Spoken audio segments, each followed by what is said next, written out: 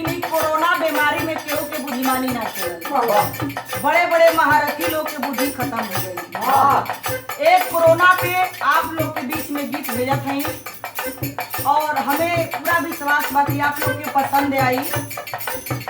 Corona बीमारी से बचाव के लिए अपने आप के अगर कहीं जात हो, घर से बाहर निकलत हो तो मुंह पर मास्क लगा के निकला।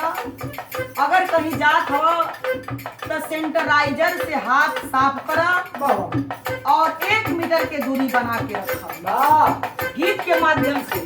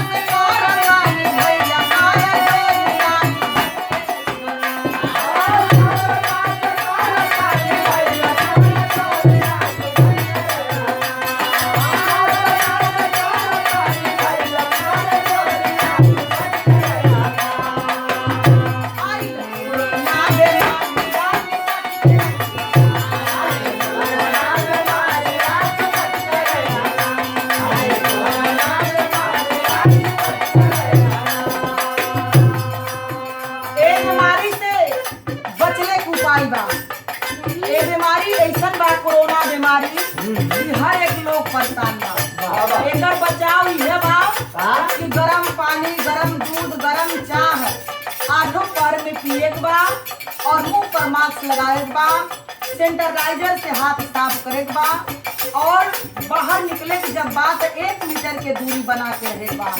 केहू से छुआछूत ना करे बा। देशवा विदेशवा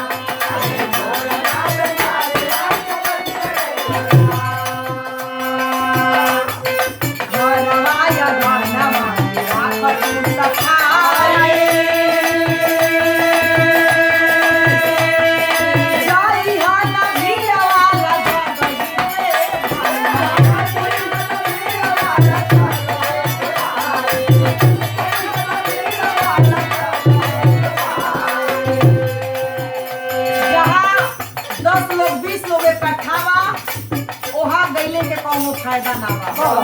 वहाँ दूरी बनौले से फायदा बा। ए लिए अगर आप लोग छुआछूत करबा तो बीमारी तोरे अंदर प्रवेश हो जाएगी। ऐसा कोरोना बीमारी बा कि छुआछूत से होता।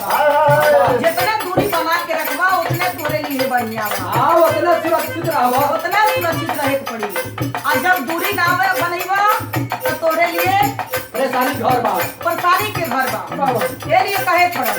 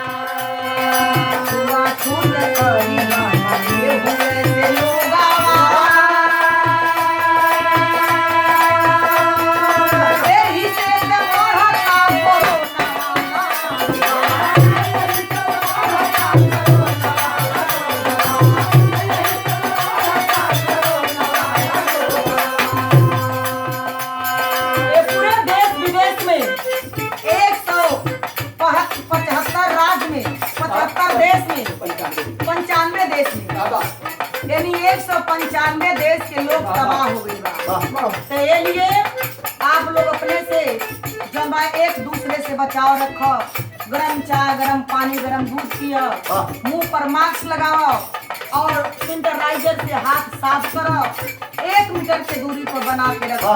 ऐसे बढ़िया कोनो दवाई ना बा। ऐसे कोनो बढ़िया दवाई नहीं बा। ये लिए कहे पड़ल छुआ छूट गलना के हुए से लोगा,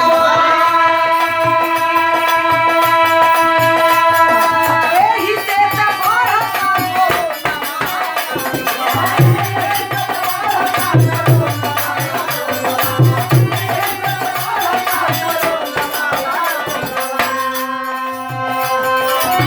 मस्त लगा के रहा हो, मस्त लगा के रहो, एक मीटर के दूरी लाई।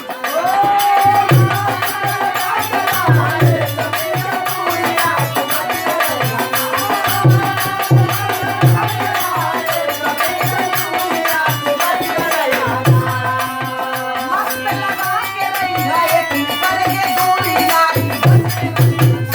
आई लो।